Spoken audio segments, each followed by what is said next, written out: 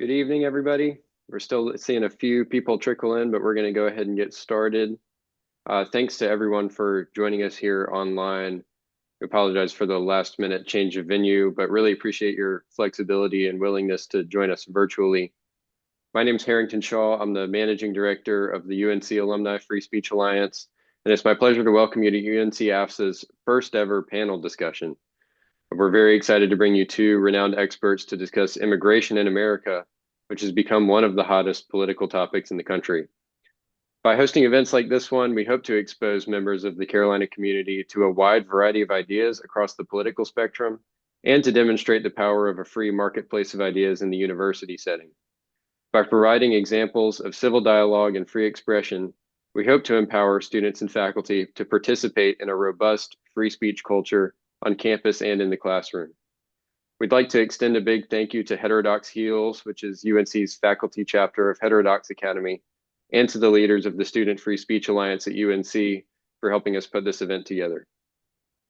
Finally, UNC AFSA will be hosting two more events this spring, an alumni networking event with UNC trustees and faculty next Thursday in Greensboro, and our annual meeting and dinner in Chapel Hill with constitutional law professor Jonathan Turley on April 3rd.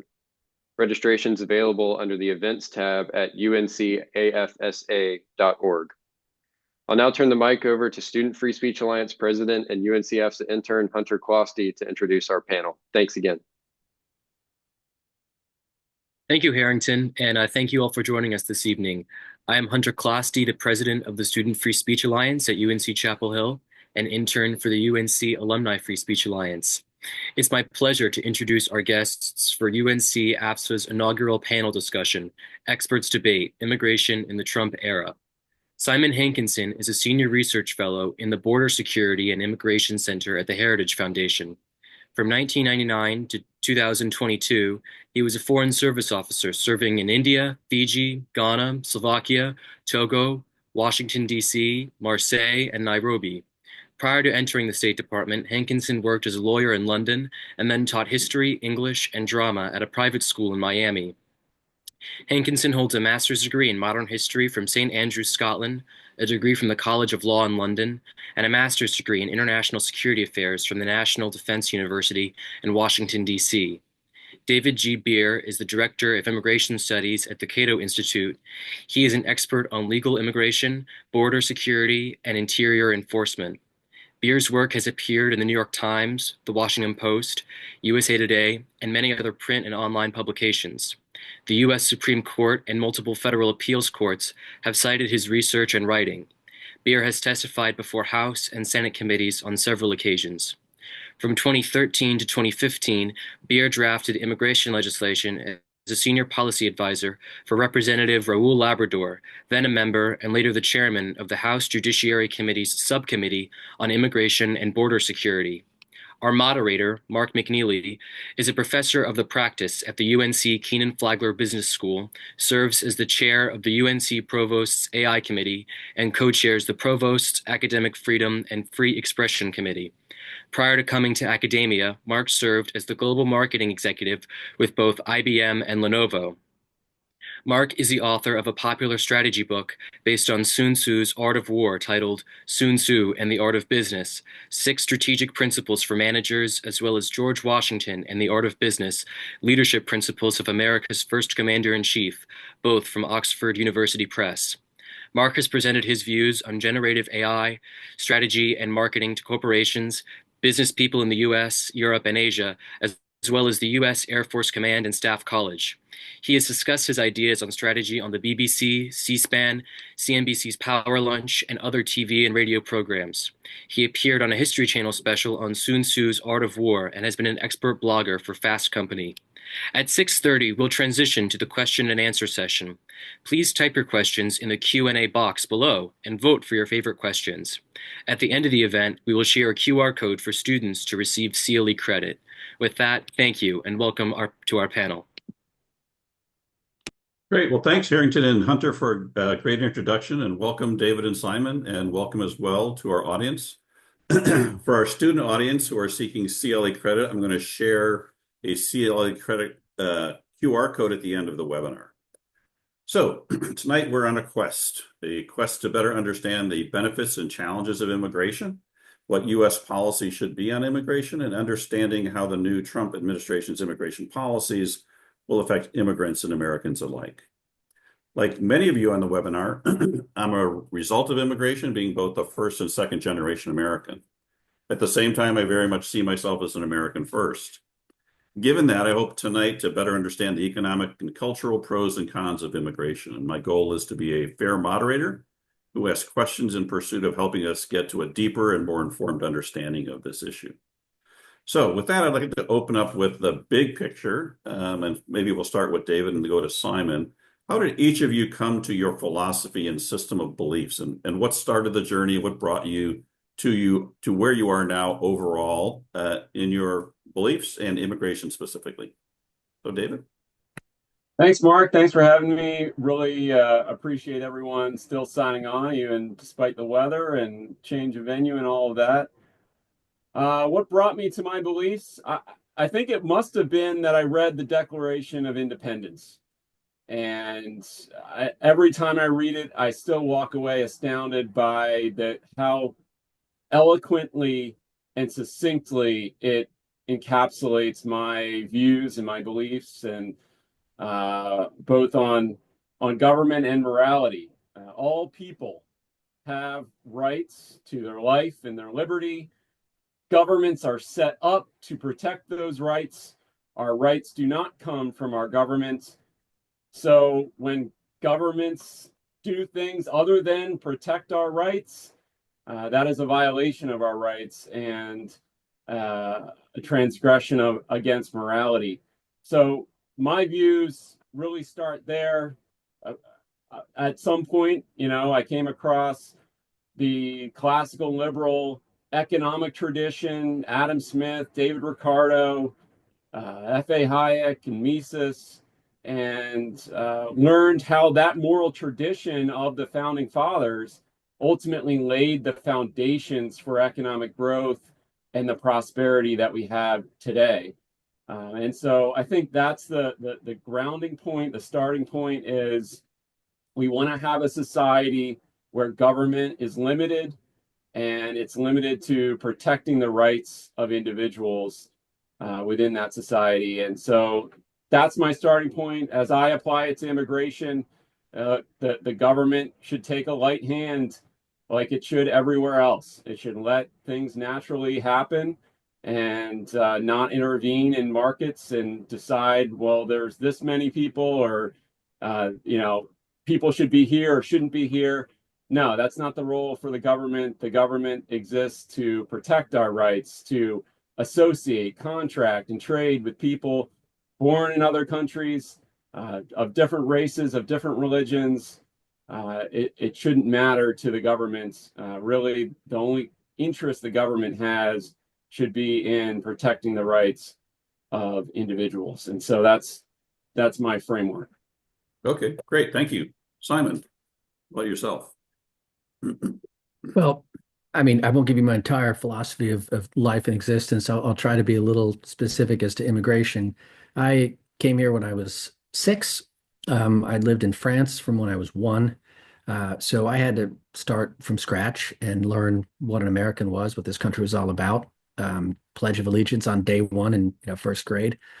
And like David, I read the Declaration of Independence and the Constitution, these founding documents, which are not unique, but incredibly rare in modern governments. And honestly, the one thing that holds us together, even in divided times like today. I've lived in 8 countries for longer than a year. I've probably visited 80 countries. At one point, I spoke 5 languages. And when I was a consular officer, I must have done, I tried to figure it out one time, but it's at least 50,000 and as many as 100,000 interviews for every kind of visa, immigrant, non-immigrant, and American citizens' passports. I've seen Americans in pretty much every state of distress and discombobulation across the world.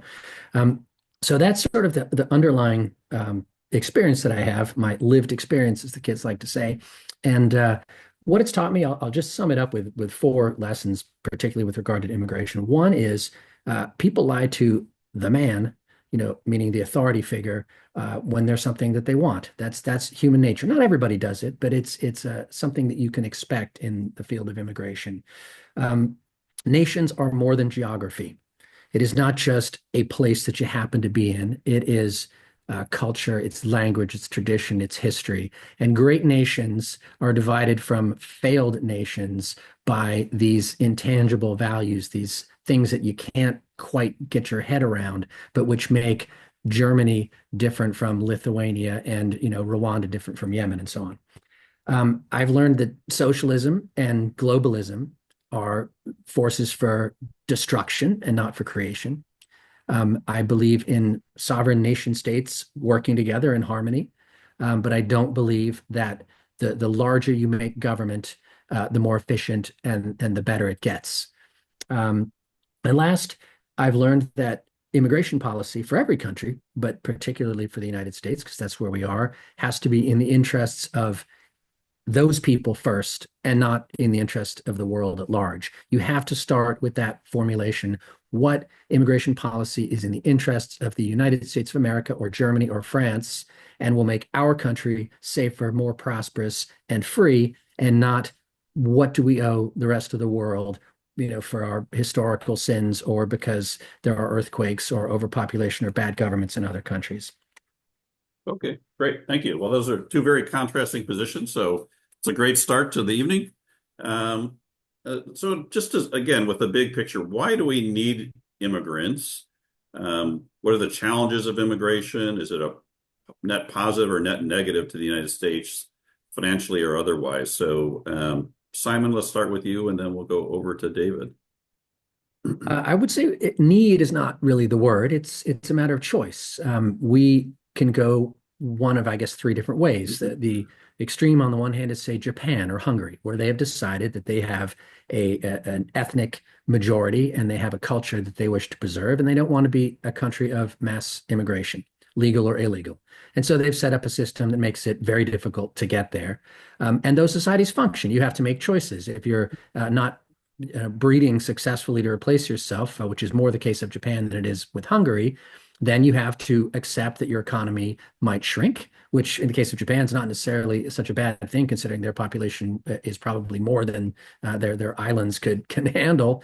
And you have to find other ways to get around the problem of cheap labor. So robotics, we're seeing incredible advances in humanoid robots that probably within the next decade will be able to do a lot of the menial jobs that now go to low-skilled immigrants in many Western countries. And you can go on the completely other side, the Western European model, which is to throw up your hands and say, well, there's nothing we can do about it. Mass immigration, legal and illegal, is basically inevitable. So we might as well just figure out a way to make it work, share the load, and just suck up the consequences. So I wouldn't say that there's a need for immigration. It is just simply a choice that some countries make and others don't. Okay. David, your thoughts? Well, there's 330 million we's in the United States. So I view immigration like I view every other issue. Why do we need cars? Why do we need, I don't need a car. Somebody else does, but I don't need it. And so our individual decisions are what should be the immigration policy for the United States. If I want to rent my house to someone who happens to be born in another country, that really has nothing to do with the government. If I want to hire someone who was born in another country, it's none of the government's business what I do in my own affairs. And of course, there's security issues or whatever, but that is not why we're denying people the right to come to the United States. It's for, the things that Simon talks about, whatever cultural concerns that people have. And so this is not an issue that I can say, well, we need this number of workers. That's not how, no one could say, say that with a straight face and say, I know the right number of people in the United States or the right number of workers.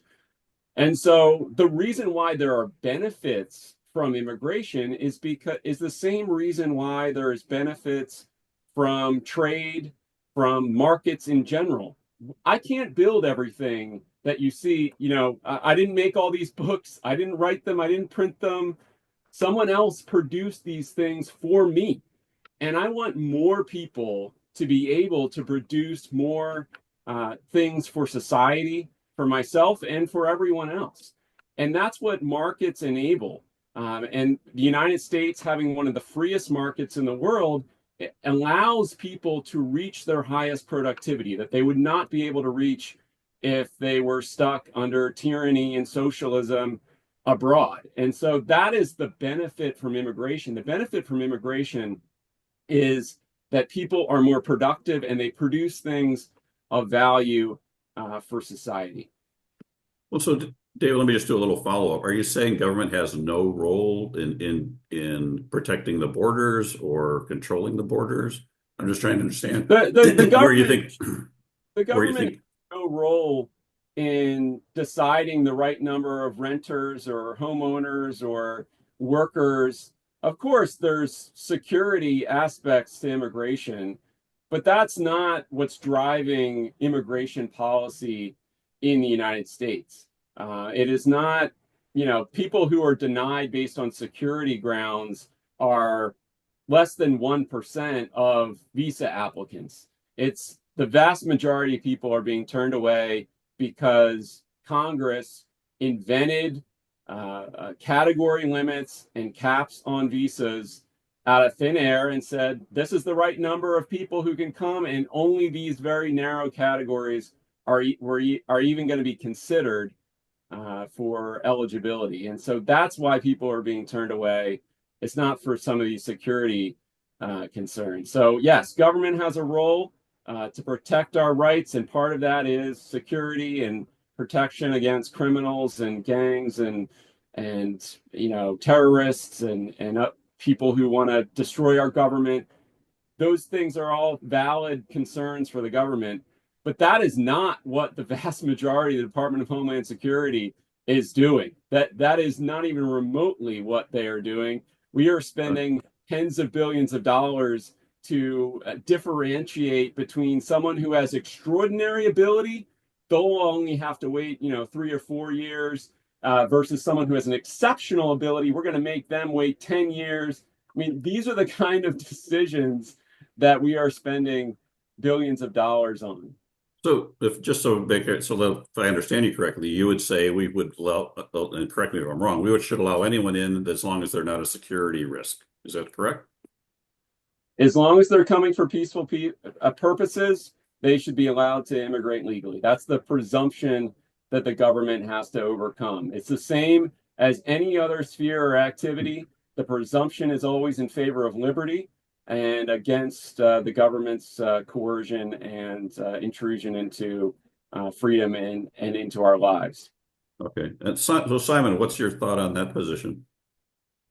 I mean, I don't know how many developing countries David has been to, but it's pretty clear from just talking to people and also from every study that's ever been done on this topic that the number of people who would like to get to the developed world is in the billions, certainly the hundreds of millions. And so it really isn't just a question of what everybody else wants. It's also a question of what Americans want, just as in I get to decide who comes to my house for my birthday party. People don't just get to ring on my doorbell and say, hey, I'm coming to your birthday party, and then there's 100 people in my house. I mean, if you take the ultimate sort of, as I understand it, libertarian position that you should be able to sell your body for sex as long as someone's willing to buy it, you should be able to buy and sell drugs and do them anytime you want as long as you're not hurting anybody else.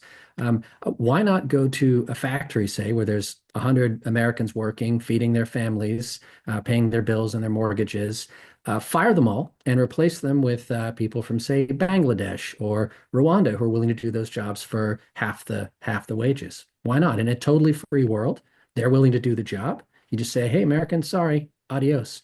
But I don't think, I know for a fact that most American voters don't want that. They don't want to have to compete with the entire world. They have built a quality of life over generations that was bequeathed to us by our ancestors who fought World War II and World War I and the Civil War and the Revolutionary War, and then a bunch of wars in Europe, and built institutions like the Congress of the United States and the banks and the infrastructure that we enjoy today. And we want to share that with some people. We want to add to our number through a fair, reasonably limited immigration system. But the idea that you could just open it up tomorrow, that you could have open borders, well, we tried that under President Biden, and look what happened. We let in millions of people who are, in the short run, and probably in the long run, according to all the data I've seen, a net fiscal drain. Not to mention are depriving American citizens and legal immigrants of opportunities in the labor market by driving down wages. So, Could I respond? Sure, and then we're going to move to another. mean, Go ahead, and then we'll move to another question. Yeah, I mean, look, the prosperity of Americans is not based on the fact that we have fewer workers in America. I mean, that is totally, I think, divorced from economic reality. We have a lot more workers here than most other countries. That is not why we are prosperous and why our wages are high. Our wages are high because we are the most productive in the world. And why are we the most productive? We're the most productive because we have capital and institutions that allow capital in here that enable us to be productive. And so it has nothing to do with the number of workers. The workforce could double and has doubled over the last 50 years, and wages continue to rise as a result of that. So there's no economic basis for this idea that we need to be afraid of more workers or that we're going to be poorer because there are more workers. That just has nothing to do with why we are a prosperous country. And I think, look, it's easy to imagine scenarios where there are problems as a result of immigration. And you brought up Biden in the last 4 years, and it's absolutely obvious that there were significant problems for at least some of the people who came. The shelter system in New York is an absurdity, and they should get rid of that. So we should have institutions that are set up to let people thrive. But we didn't have open borders, and we certainly didn't have a legal immigration system that was set up to enable people to succeed when they got here. We just had Border Patrol arresting people and then dumping them onto the street and telling them they had no right to work. And all of the businesses were prohibited from hiring them. Of course, that's not going to be an ideal situation. So, yes, I want to change that. I want to make it possible for people to line up transportation and housing and jobs in advance. They shouldn't have to cross the border illegally to come here. We can have a much better system that solves those problems. But there's still, even if you say, well, there's still going to be, okay, we'll legislate on those specific problems. Don't say we're just going to pick a number out of thin air and then enforce it with, 50,000 government agents. That doesn't make sense. It's not an economically rational choice. Well, sorry. No, go ahead. Go much ahead to respond to, but you're the moderator. Go ahead, Simon. We'll give you the last word, and then we'll move on to the next question. So go ahead. It's great to let you guys just kind of talk about these things. Look, I mean, we can all find our economists to say what we want to say. But George Borjas out of Harvard said that on average, if you increase the workforce in a particular skill set, whether it's, plumbing, electricians, doctors, by 10%, then you expect wages to go down by 3%. If you're talking about, I don't know what system you're envisioning here that would bring people off the border in unlimited numbers and somehow, align them with the right jobs at the right time. But I think just philosophically, there's no way, no country is ever going to adopt the view that you're looking at of basically open borders based on free will. It's a lovely philosophy, but it's just never going to happen anywhere ever. In fact, what you're going to see, as we've seen in Denmark, maybe in Germany this weekend, France, slowly the percentage of people who have had enough with mass immigration is creeping up to the point where you're going to see that door swing shut pretty fast. Well, so this is a good time to bring in Trump's immigration policies. So let's jump to that. So what do you see as Trump's immigration plans? Will they be passed? And if so, what do you think will be the impacts? So Simon, let's start with you. Well, in essence, Trump is doing repeating the playbook from his first term, which was not all invented by his administration by any means, but by previous administrations, both Democrat and Republican, back in the days when people like Bill Clinton and Jimmy Carter thought that most of the time it was their job to actually enforce immigration law instead of find ways to get around it, as Biden did. So we've seen how amazingly successful it has been. Biden said for years, well, these are factors beyond my control, world events, and I need new laws, I need more money, I need more staff, and you have to sign this perfect Senate bill that they came up with.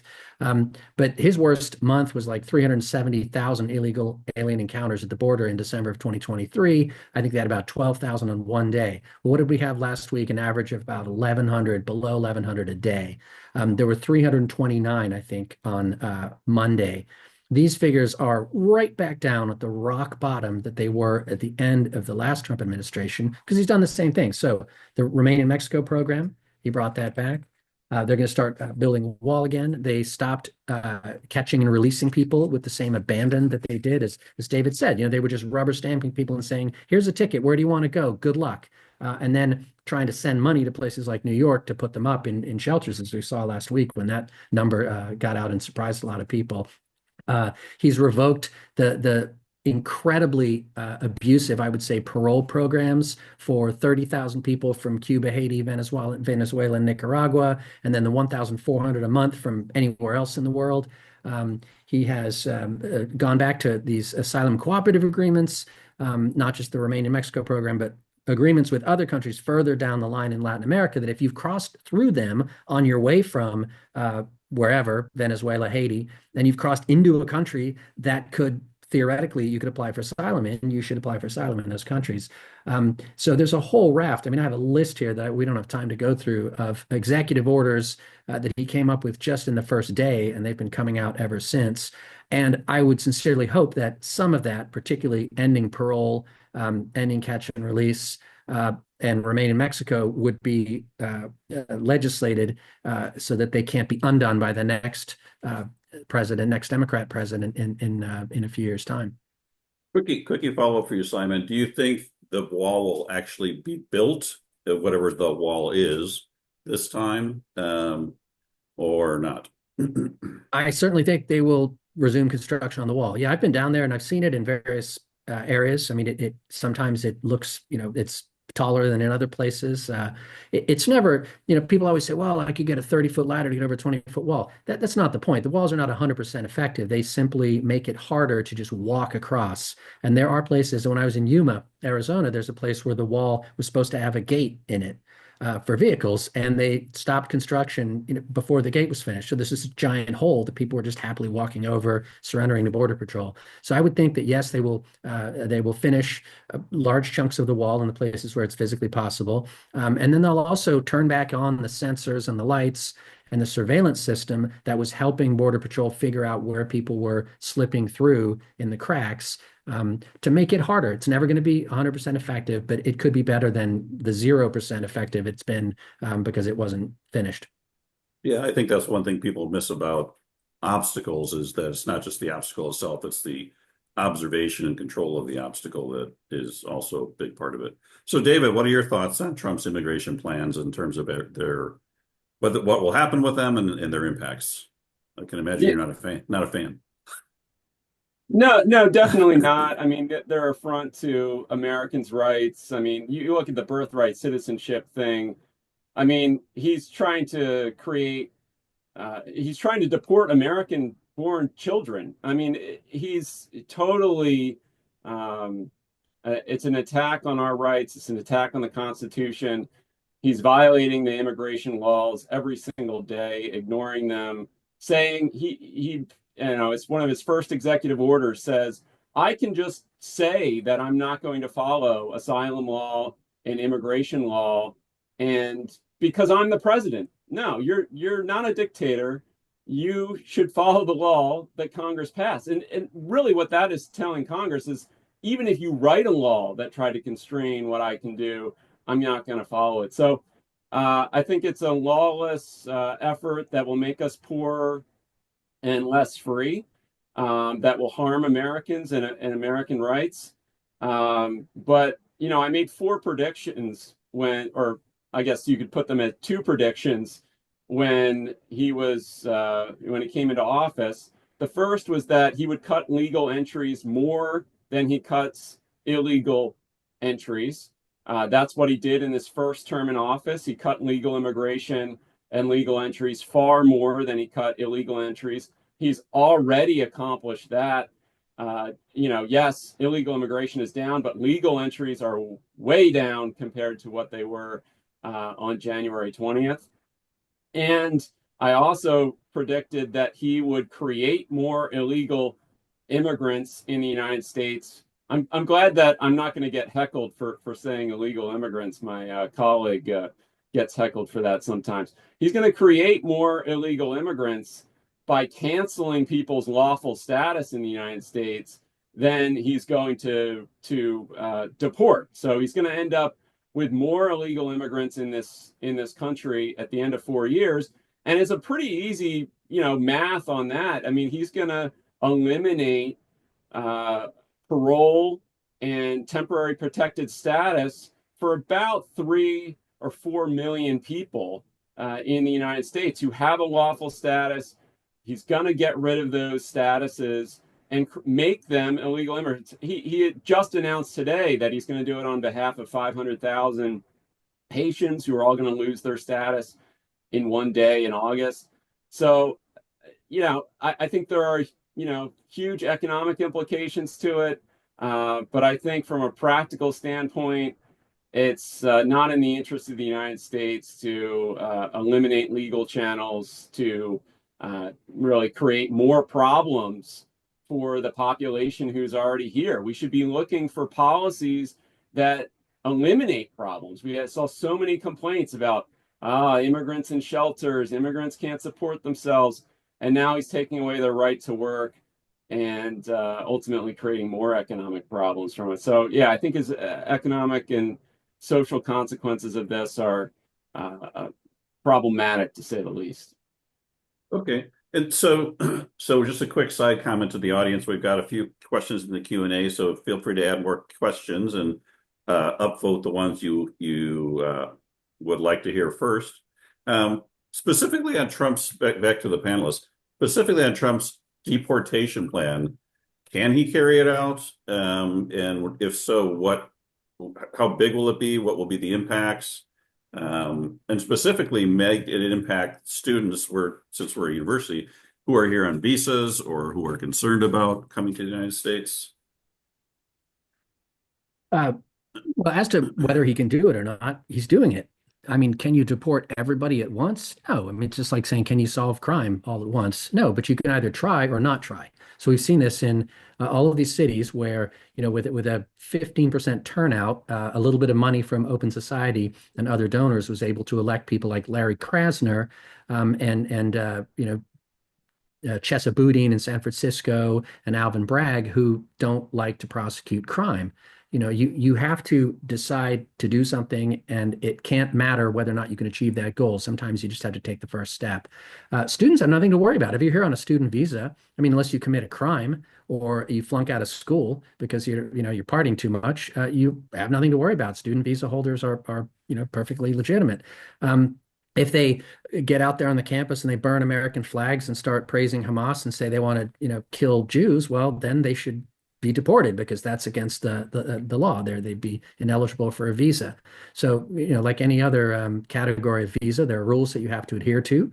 But students would have nothing to worry about. Now, we got to remember, students are temporary visa holders. They're here to study. The idea behind the student visa, let's not forget, is yes, we'd like to skim off a few of the best, but the bulk of them are supposed to go back home and build up their countries with the skills that they've learned in the United States. It's a win-win. It's never been the idea that 100% of students come to the United States and stay here. That's a loss for the sending countries that lose some of their smartest people, and that's not good for anybody. That's not going to help develop other countries so that they can in turn, raise their standard of living. So it's going to be, it is a challenge. You've got all kinds of cities and states and local politicians that are resisting, and even in Congress, there are people who are, like AOC and others, sort of talking about how to avoid ICE and avoid immigration agents. But I think he will make a lot of progress, and I also think that the word will get out as it already has. Well, that's why the numbers are so much lower at the border. People have realized the door is not open anymore. You can't just show up and expect to be released into a system that will allow you to claim asylum, even though you have zero chance of getting it. And just to push back on what David said about these people being here lawfully, the parole programs were not lawful. I would argue that they were absolutely unlawful. If you read the statute, which I have, and lots of people who have studied this, if you look at the intent of Congress when they wrote it, they've tried to tighten it up a few different times because they did not want it to be used to get around the refugee admissions program, which is the way you're supposed to come in as a refugee. So I would argue that they're not lawfully here, that President Biden broke all the rules and all the norms and all the traditions by letting in millions of people for political reasons using this parole tool, abusing it. And so, yes, they should not expect to have their status extended forever. And the same with temporary protected status. Let's look at the name, temporary protected status. You had an earthquake in El Salvador in the 1990s, and people are still here. 20,000 people are still here, allegedly because of that earthquake. I think El Salvador has recovered as much as it was ever going to from that particular earthquake. So temporary in a visa and in a protected status means or should mean temporary. David? Well, look, I mean, they're in a lawful status. That's the bottom line. He's going to cancel it. He says it's because it's in the name, temporary, whatever. Haiti is still a disaster. Venezuela is still a socialist failed state, and he's canceling those designations for those countries, trying to turn them into illegal immigrants, creating more problems. I thought the point of the immigration policy of the United States was to have an immigration policy in the interests of the country, and this is certainly not in the interest. This is going to create more problems. These people are going to lose their jobs all in one day in August as a result of this action that the Department of Homeland Security has taken. And it's the same thing with the parolees. I don't think he's going to be as successful as he thinks he's going to be.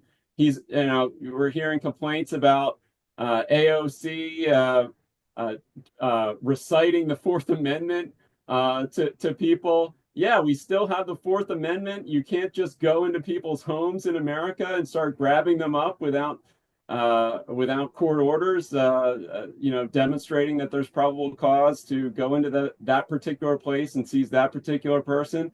So yeah, there's still rights in this country that they have to respect. And so it's not going to be just a matter of, going on the street, pulling people out of homes and putting them on planes. It's going to be difficult. We've already seen in the first month that removals aren't actually any higher than they were at the end of the Biden administration. Now, a lot of that is a result of fewer people coming in. That's true. But it shows that it's not just an easy flip switch, get rid of some policies, and all of a sudden people are flying out. And that's a good thing. That's a very good thing, because otherwise the economic and social costs of this would be so much higher and more acute for Americans. Okay. Great. Well, so you talked a little bit about the temporary thing. H-1B visas have been a topic of much debate within the Trump coalition. Elon Musk coming out with one view, other folks coming out with other views. Is the H-1B visa a good policy? Is it working effectively? David, what do you think? The H-1B is an extremely restrictive visa and status. We're only granting 85,000 of these visas a year, despite the fact that there's demand for 500,000. So there's a huge group of people, many of them international students, who are trying to get longer-term status in the United States so they can work and contribute to the country. We know that the median H-1B visa holder is making wages in the top 10% of wage earners in the entire United States. So they're obviously very economically productive. There's certainly not going to be a fiscal cost I don't know what the cultural concern is. So you eliminate basically all of the conceivable arguments against immigration with the H-1B visa, and yet you still come back to a lot of these, one-off anecdotes. This guy, got lost a job, and this H-1B was hired, kind of thing. There's no systematic evidence whatsoever that H-1Bs are underpaid or that they're paid less than Americans with similar skills, or that there's any economic costs or consequences for American workers. And even if there were economic consequences for these American workers, it would be American workers who are making in the top 10% of wages in the United States. So why would we want a visa policy or an economic policy that's intended to inflate the wages of the highest earning people in our society? Now, when you bring in people who are going to be high earners, like the H-1B visa holders are, that increases demand for workers everywhere else in the economy. So it's increasing demand for people at the low end. So the idea that it's harming the top 10% of Americans, well, it's benefiting everyone else, even in that theory, which is unsupported in and of itself. So the H-1B is a great benefit to innovation and to economic growth in the country.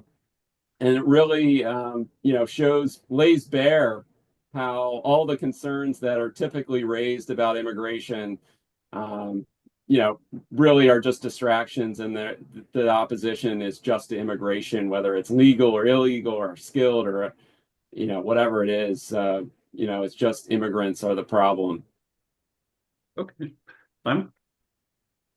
Sometimes it feels like David and I live in parallel universes where we have completely different libraries. I don't know what studies he's read, but if you look at the writing of Ron Hira at Rutgers or Norman Madloff at UC Davis, who's written for 30 years on H-1Bs, I just find it hard to understand the disdain that David has for American workers, as if somehow people who are trying to make a living for themselves come second, and the people who come first are the ones who are seeking to come here and work. But the data, it's not 85,000 a year. It's actually more like 400,000 a year, because you've got the renewals.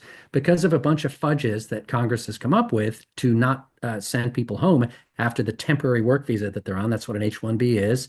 You're supposed to do 3 years, and then it went up. I think it's like 6 years maximum now, because there's a country cap, because we don't want all immigrants every year to come from one country. It's divided out among the world. Some people have to wait longer than others, Indians in particular, because that's the 75% of H-1Bs go to Indians. So they allow them to just keep re-upping the H-1B as long as they have a green card petition filed. So it's actually more like, I think there were 367 H-1s issued in India alone last year, so not 85,000. And it's often said that they're not driving down the wages of U.S. workers. Well, the research that I just cited says the opposite. It says that if you're looking at if they're comparing the wages of the people they want to hire under the H-1B to entry-level U.S. Workers, then they're undercutting the bulk of the workers who are actually more senior. And we have it's not just an anecdote here and there. Go to the U.S. Tech Workers website.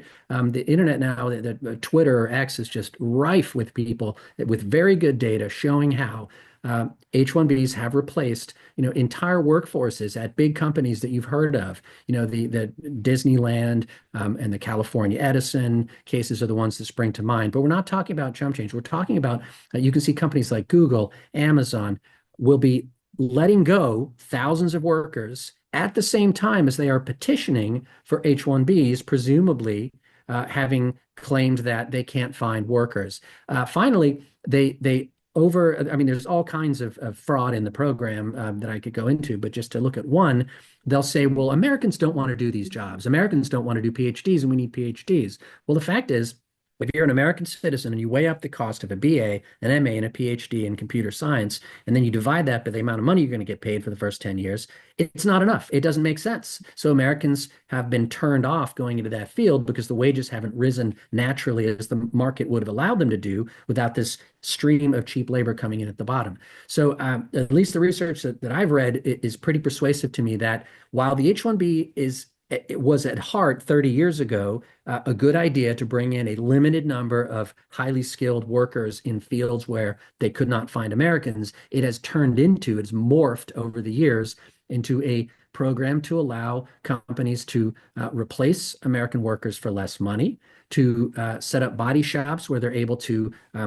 bring in large numbers of labor and then sort of rent them out as needed to fill jobs, and that it is to the detriment of Americans who might otherwise see their standard of living and their opportunities rise. Okay. I mean, David, so go ahead, David. sure. Look, if you look at any study, I mean, Ovid Beggary has done the best work using the best data set available, comparing foreign visa holders to similarly skilled Americans.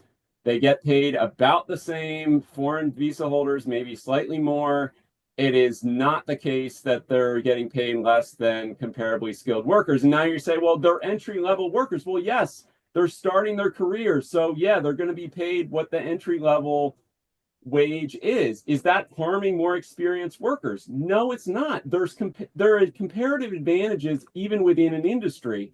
So if you look at people who are entry-level coders, those people are supporting and making software engineers that are more experienced more productive because it's freeing up their time to be able to do more productive activities.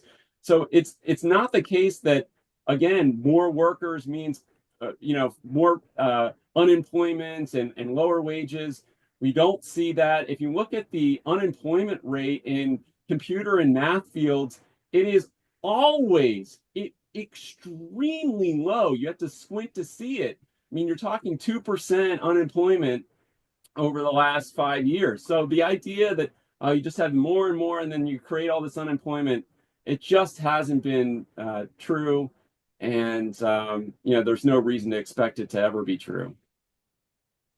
Okay, well, let's move on. I'm actually going to start opening up to some of the audience questions, and because then I'm going to want to come back with a question on is there any common ground between you two on immigration? So let's talk a little bit about from a cultural standpoint, and I'm going to riff a little bit on one of the questions. Is diversity a strength or a weakness or both? Are people fungible? Does the culture they bring with them matter? And then going to the question here, America is notoriously known as a melting pot.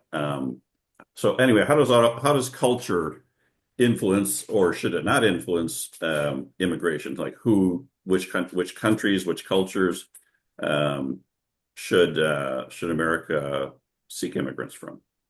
So David, you want to go first?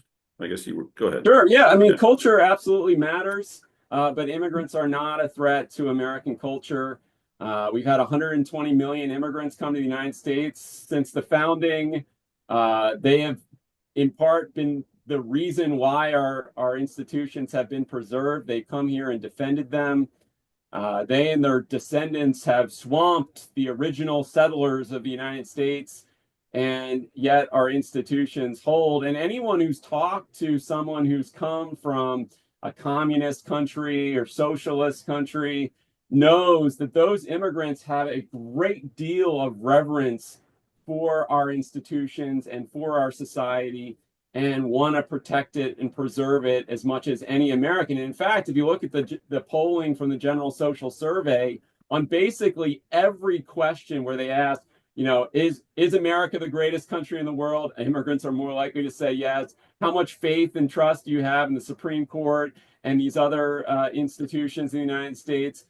Immigrants far more trust and faith in these institutions than native-born Americans. So there's an infusion of a benefit to our culture in making us aware of the dangers of some of these negative parts of cultures in other countries. And at the same time, they are bringing good things that make America a cultural mecca and ultimately the leader in cultural exports around the world. I mean, you look at, Hollywood, arts, food. I mean, every single thing you can look at has been enhanced by immigrants in our culture. And so I don't see them as a threat at all.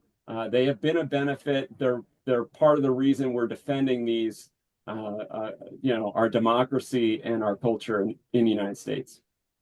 Okay, Simon. Yeah, I mean, melting pot has become a dirty word. It's now supposed to be the salad bowl. It's supposed to be multiculturalism.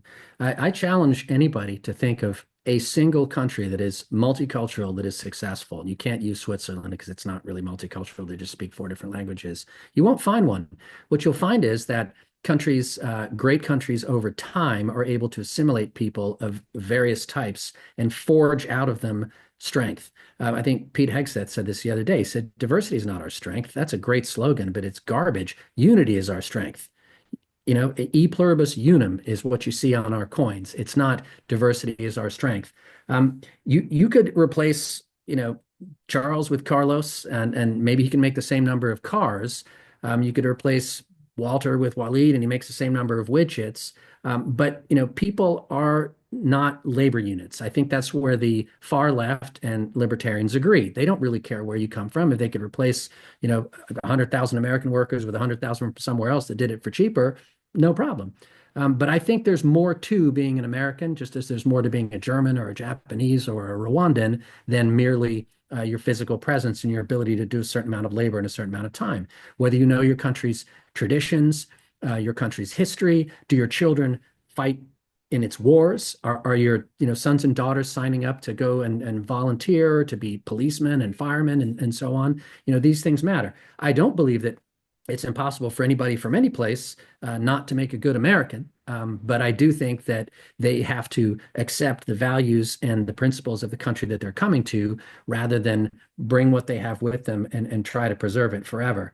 And there are duties and there are responsibilities that come with being an American. It's not just things that you get and benefits. And I think ultimately culture is everything. There are countries, and we've got data out of Europe that shows that the percentage of crimes committed by people from various countries varies enormously. I mean, for example, in Sweden, the chance of an Algerian committing a sexual offense is 122 times that of a Swede. And for an Afghan, it's 69 times. Now, that doesn't mean that, everybody from those countries has, a criminal record or tendencies. It just simply means that and they found in the Swedish study that the second generation, the longer someone had been in the country, the lower their variation from the norm went. So obviously there's some difference. There are differences in cultures and in tendencies to commit certain crimes and in certain values, willingness to take welfare benefits versus work that differ from country to country and take time to learn. And I think that's a powerful and a positive force of assimilation that we have to allow to work. And in order for it to work, there have to be limits. You can't overwhelm the system. When I was a teacher, if you had two kids in your class of 22 that didn't speak English, they learned really quickly because they had no choice, and they absorbed enormously quickly as children do. But if it was like 50%, once you hit a certain threshold, then the whole class kind of broke down and nothing got done. So I do think that culture matters a lot, but I think people are capable of learning and adapting and becoming Americans or whatever country they move to. Okay, great. So sort of on a similar plane, another sort of hot topic is birthright citizenship. So Simon, let's start with you. What are your thoughts on birthright citizenship? Trump is basically trying to get rid of it. Do you think he'll be successful, or will an amendment be required? And then David, if you could take a shot at those questions as well, that'd be great. I mean, yeah, the argument boils down to interpretation of the 14th Amendment and the words, born in the United States and subject to the jurisdiction thereof. And some of my colleagues at the Heritage Foundation, who are much better lawyers than I ever was, have written some great arguments on this side, and you can read arguments on both sides. saying that essentially for the first 100 years until this amendment was written, that same wording and language was interpreted in a different way. It was never assumed that just because you were born in the United States, you were automatically an American citizen. And if you look at the extremes today, just practically, why should a Chinese, Nigerian, Russian, French, say, I mean, the French don't do it, but let's just say the first three, be able to fly to California on a package deal for 3 weeks, have a baby, that baby becomes an American citizen, they fly back to Iran or Russia or China, and then have all of the benefits for that child of being an American citizen with absolutely zero of the duties, no taxes, no obligations whatsoever. It seems crazy. Or how about this? Let's say you have two guys in China who contract with a woman in California who may or may not be an American citizen. Let's say she's not. And then they buy a sperm and they buy an egg and they combine them in the lab. The woman carries it to term. The baby's born. The baby is an American citizen. Does not have an American citizen parent. Does not have any link through blood or history or culture or anything to the United States, but yet becomes a citizen. So I think the way the president's order goes, if you don't have an American citizen or legal permanent resident parent, so for example, your parents are here on a tourist visa or both of your parents are here illegally, then you would not automatically get citizenship. That's the interpretation of the 14th Amendment that he's ordering. And yes, it's definitely it's going to work its way up the courts to the Supreme Court. And I'll be tuning in on that day. Okay, great. David? Yeah, birthright citizenship goes back long before we had the 14th Amendment. It was the historical policy of the United States since its founding. You can go back and you can find cases of temporary visitors who had children who got birthright citizenship way back in the 1790s. So this is not unusual. The aberration was the fact that we didn't give birthright citizenship under the Dred Scott decision to the children of enslaved people in the United States. That was a horrible, horrible policy, and we got rid of it. And so why don't we have a policy that lets the government pick and choose which people born in the United States are going to get protection and citizenship and not be deemed, deportable or have our rights stripped away from us because of that, things like that, because of the fact that for generations we had states and the federal government stripping people of their citizenship and their rights. And so the 14th Amendment put out a clear rule. It said, look, if you're born here, yeah, there's going to be some weird instances. Okay. But if you're born here, you will be a citizen. You are not going to be subject to arrest or mistreatment or unequal treatment under the law in this country. And that is a great policy. It has served us well for assimilation, for, unlike Germany and some of these other European countries, you don't have 3 generations of people born and raised in that country who are not citizens of that country. Every person who's born in the United States knows I'm an American from day one. I should invest in this country. I should invest in understanding the culture and the values of this country. So it has been an essential part of our history and our culture. It was certainly not the case that anyone in 1868 thought there was some weird exception for people who were here on a temporary tourist visa, or a student visa holder isn't going to get their children aren't going to get citizens. That was definitely not the case. It was certainly not the case even for people who came in illegally. The only group of deportable people pre-Civil War were enslaved people who were trafficked to the United States, and not in small numbers. Tens of thousands of people were trafficked into the country illegally. They were deportable under the law. All of their children were deemed to get citizenship by birth under the 14th Amendment. There was no exception. This idea that there was some other alternative interpretation out there, there's no historical evidence for it. So yes, birthright citizenship is both good on the policy because it limits government. It limits their ability to oppress people in their country and take away their rights. and it's also good for constitutional reasons, in that the people who wrote the Constitution believed in it. Well, so in this last one, so we talked a little bit about, we got into a little bit about other countries. So I'm going to do a little riff again on another Q&A from the audience. Why do you think there's such an expectation that America, in comparison to other nations, should have, this person said, a relaxed immigration policy? How do you think the United States is doing on immigration compared to other countries? We talked about Japan, but we know Europe, there's lots of pushback on the immigration, just as there has been in the United States. So how do we compare immigration-wise to other countries? Where are we doing better? Where are we maybe making mistakes? So David, let's start with you. The United States ranks about 63rd in the world for the share of its population that's foreign-born. If you look at just the wealthiest countries in the world with a per capita GDP above 20,000, we rank in the bottom third for countries for foreign-born share of our population. So there's nothing extraordinary about the U.S. Immigration policy, or the immigrant share of the population is far below comparable developed countries.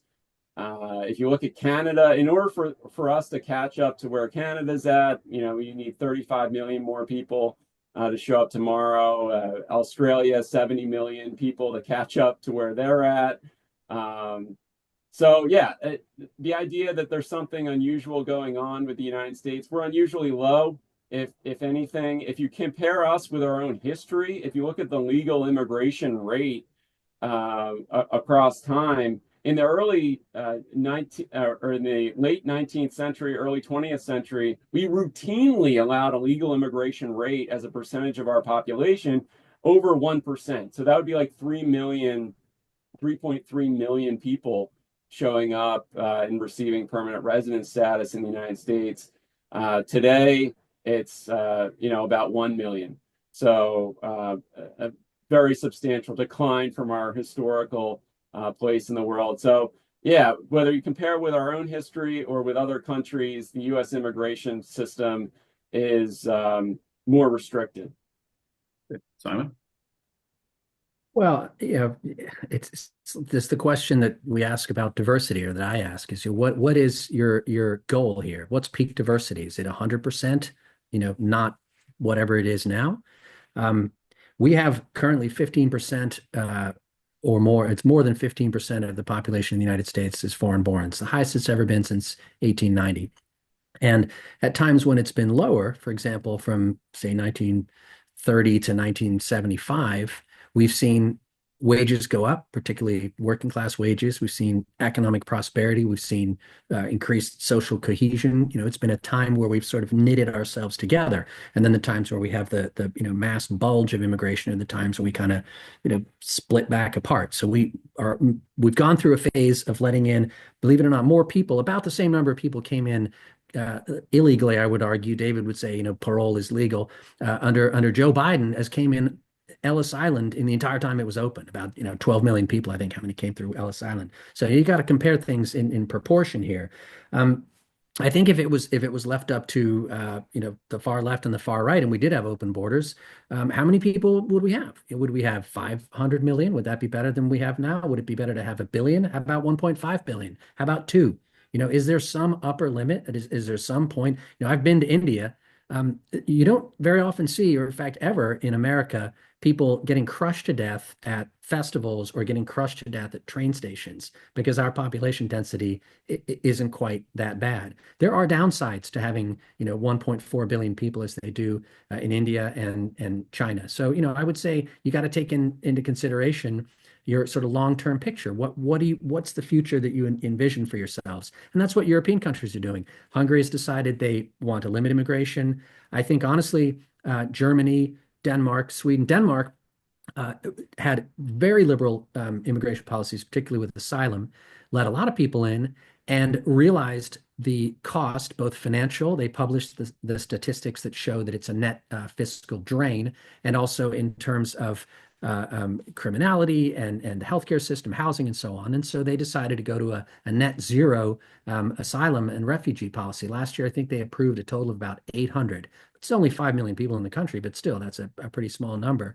I think Germany has realized that they have exceeded the capacity, or at least the popular desire for mass migration, and we're probably going to see them cut back. It's not just the Alternative for Deutschland, the right-wing party, but even the center parties are taking this on now as a policy proposal because they realize they're going to lose.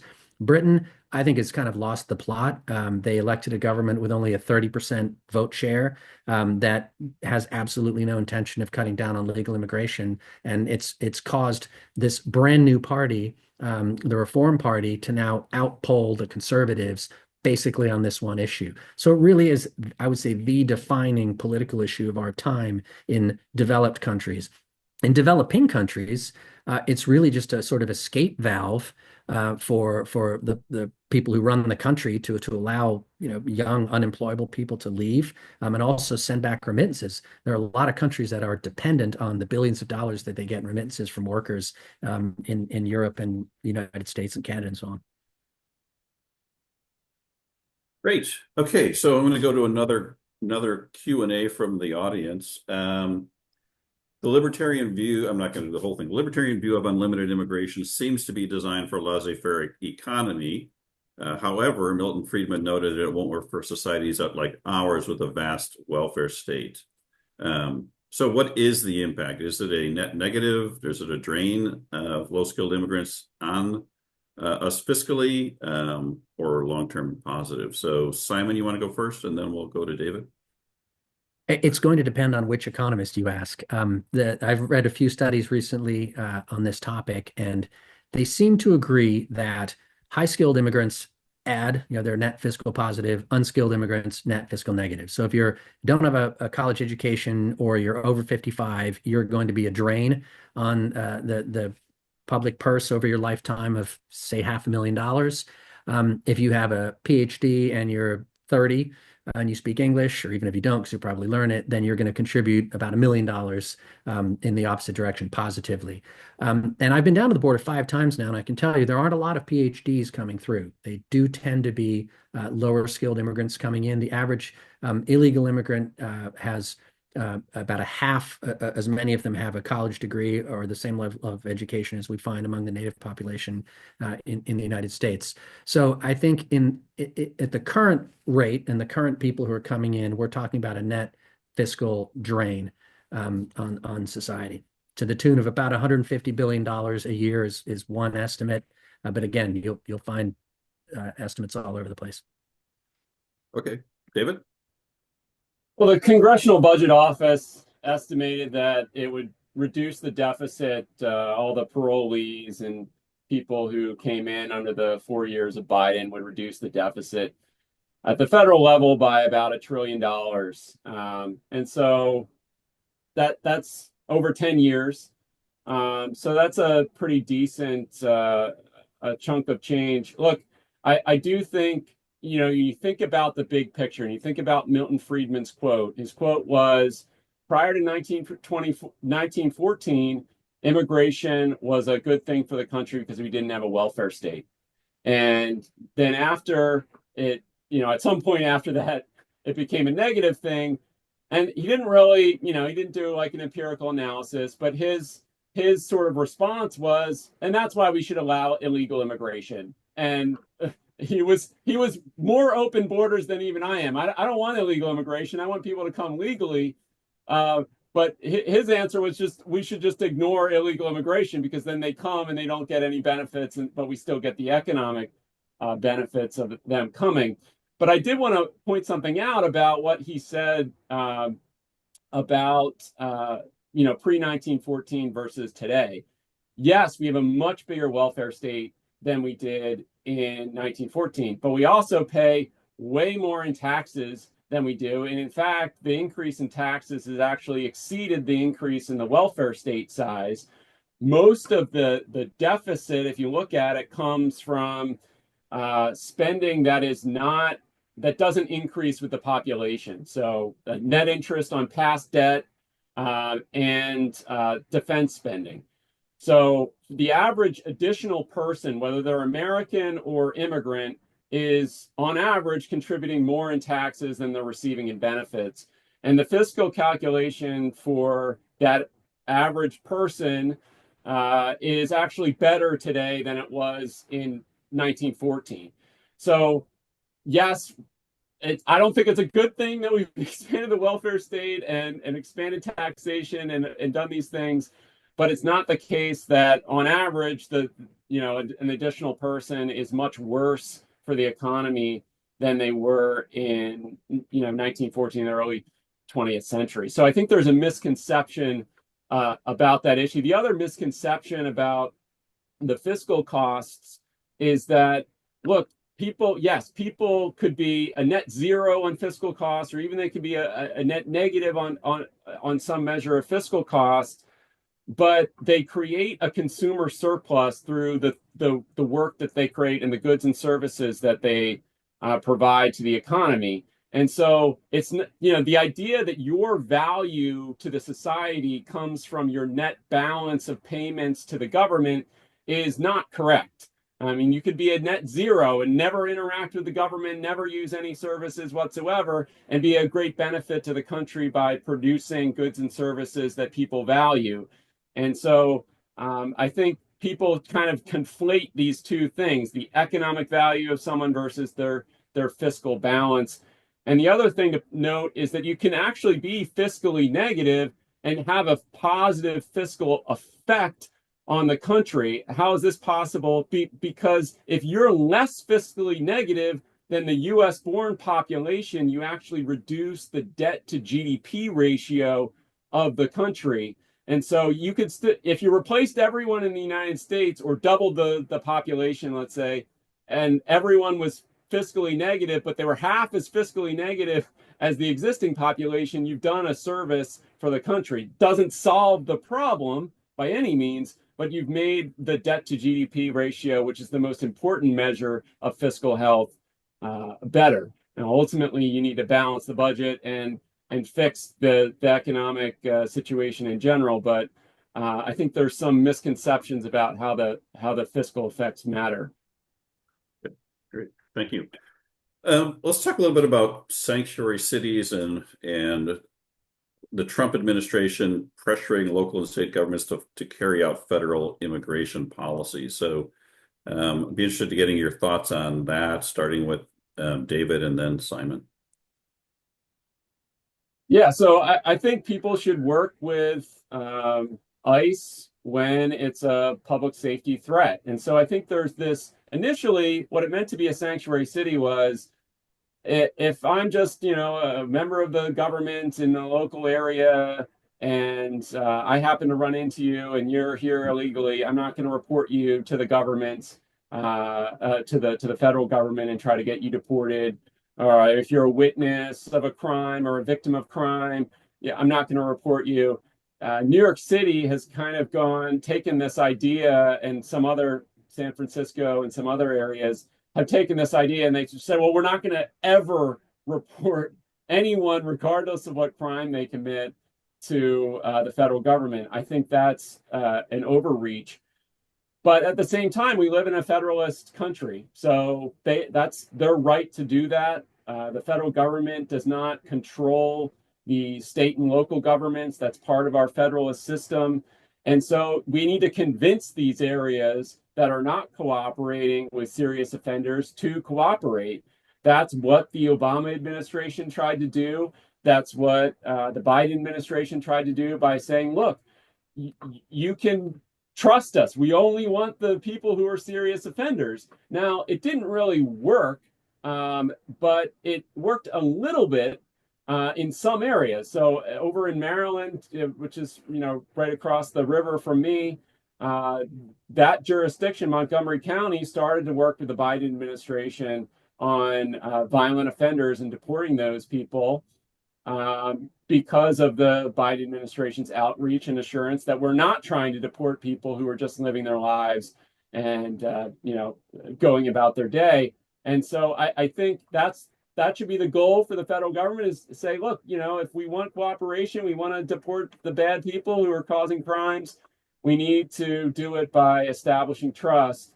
And the best way to do that is to say, we're not going after moms and dads and workers and these other people. We're interested in the people who are causing problems and committing crimes.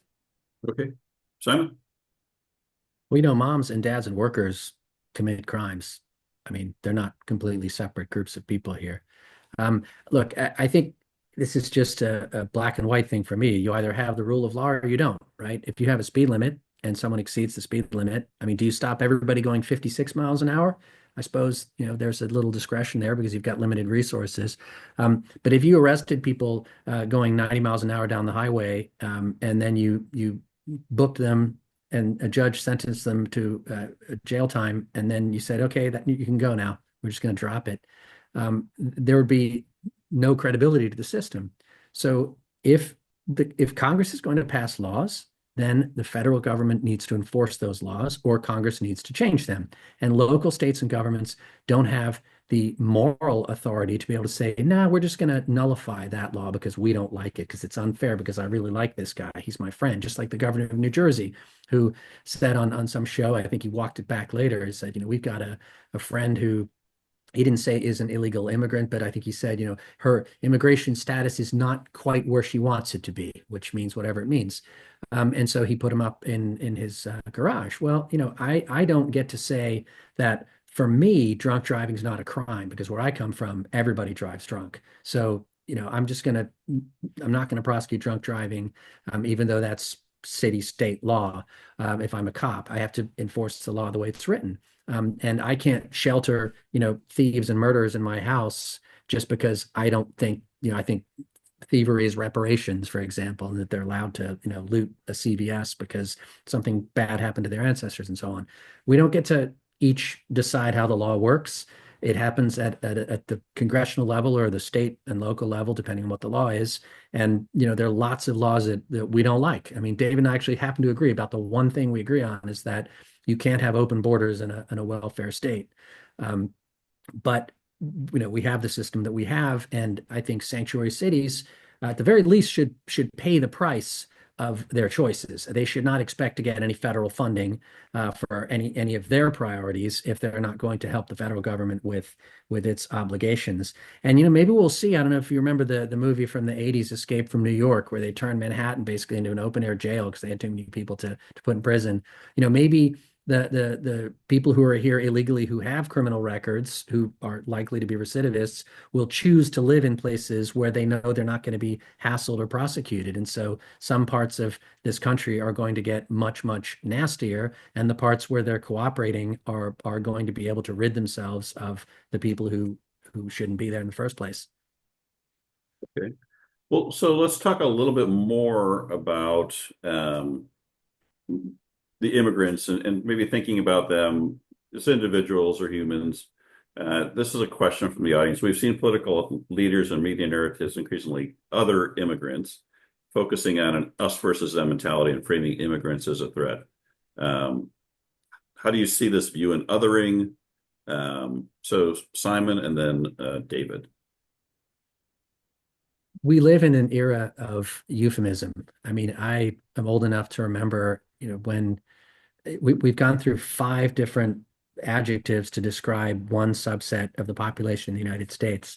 In the last few years, we've started talking about birthing people, and pregnant people, and excuse the expression, but penis havers and things to describe the two sexes. And it's not any different in immigration. The term illegal alien is obviously just from the statute. That's what anyone who's not a U.S. citizen is an alien. And if they're here legally, they're legal aliens. And if they're here illegally, they're illegal aliens. My congresswoman sent around a letter the other day, and it had justice involved persons in it. And I couldn't figure out what that was. Because a justice involved person could be, well, the judge, it could be the jury, it could be the victim, it could be the accused, it could be the stenographer. An awful lot of people are justice involved. But what they meant was what we used to call ex-cons, people who had a conviction and served their time and are now out of prison. So Yes, we don't want to treat people disrespectfully. If we're going to enforce the law, we can still do it with dignity. We can still, give people their due process. This is not a country where we, beat people with truncheons, and if we do, we're, breaking the law and we should be punished for it. We hold ourselves to a high standard, and we should. And if people are put through the immigration process, and if they're eventually deported, it should be done as safely and as courteously as possible. But law enforcement does sometimes take force, and if you're doing something that someone doesn't want to have done to them, it can get ugly. But I think we want to minimize that as much as possible, and treat people according to our laws. Okay, thanks, David.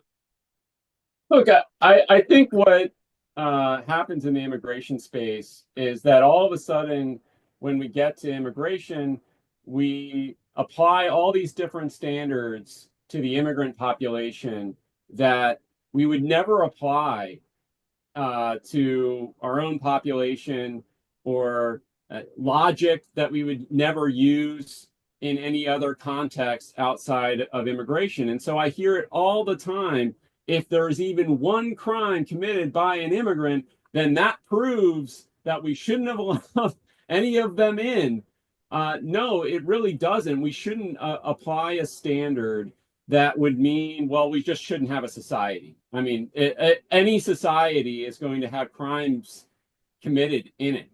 And so we should think about the logical consequences of the arguments we use. The idea, again, in the economic space, we say, well, it's a good thing when an American comes in and they get a job and they start producing things of value for other people in the country. That's a good thing. But then when an immigrant does it, all of a sudden that's impoverishing, and that's going to make us poor. So in the immigration context, it just comes up again and again and again, where they just apply a different standard of evidence, different standard of logic to that population that they wouldn't apply anywhere else. So I think that kind of gets at the idea of othering. When it comes to crime and public safety threat, I think there's a conflation that goes on as well. Look, yes, these people violated, people who are in the country illegally have violated a law. Basically, everyone in the United States has at some point violated a law. How important this is depends on your values, and depends on what you think the consequences of that violation are. And what should the response of the government be to that violation?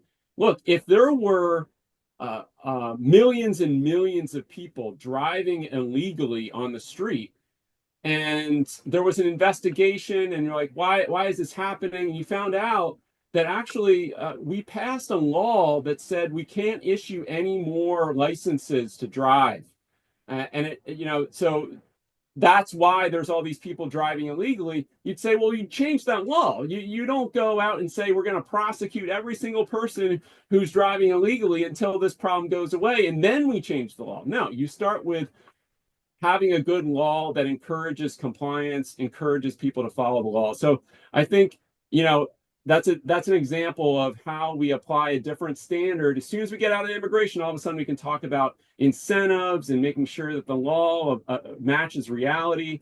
But in immigration, it's just until the violations stop, we can't even consider better policy. Okay, well, I think we're down to our final question.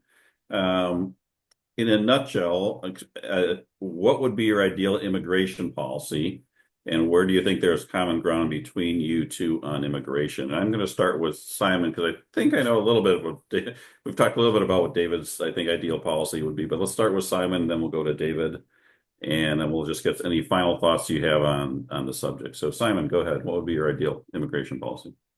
Sure. Well, one thing is essential is always to distinguish between legal and illegal immigrants. When people talk about migrants or immigrants, you've got to figure out which group they're talking about. We have a long tradition of legal migration, and I'd like to see that continue. I think there should be a number that's set. David said it's arbitrary, but all rules are arbitrary. Why is the speed limit 55 and not 62? But the cap is something like 850,000 a year. It's exceeded in many ways by, things like the H-1B or optional practical training for students and various other things. But that seems like $1 million a year is enough people that we can absorb that adds to our labor force. We should change the ratio right now. About 2/3 of the people coming in under that number are family members. So somebody brings in their parents who are in their 70s. That's not going to help us. Why not flip that around so we have 2/3 of the people coming in are coming in because they have skills that will be valuable in our workplace. And if the parents want to visit, then come visit on a tourist visa. And if they don't qualify for tourist visa because they would stay illegally, well, that proves it was probably the right move in the first place to change it around so it's mostly employment based. So I would have a cap. I would make it employment based.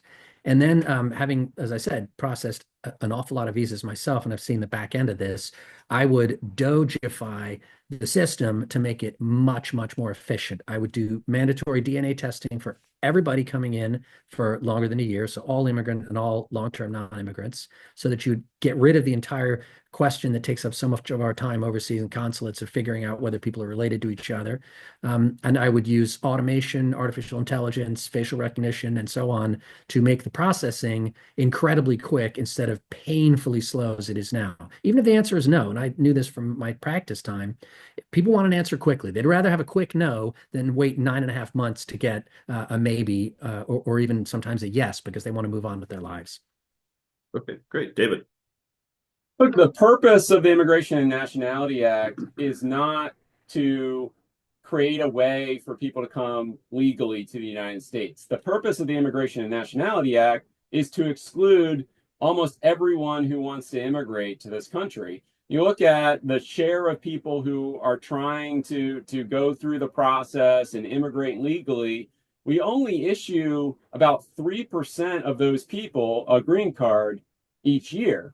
So the demand and the supply are totally out of whack, and it's direct. It's not that's not an accident. It's intentional. We are following, Simon's plan, and it's resulted in decades, a century of chaos and disorder at the border with the illegal immigration, and of course an enormous loss in economic vitality and economic growth and prosperity that would have happened if we had allowed those people to come. And that doesn't even mention the moral components of it. What we did to turn away all the Jews during the Holocaust. We made a special effort to exclude them from being able to immigrate. So I would flip it. I think that the purpose of our immigration law should be to create a way for people to come legally and contribute and set themselves up for success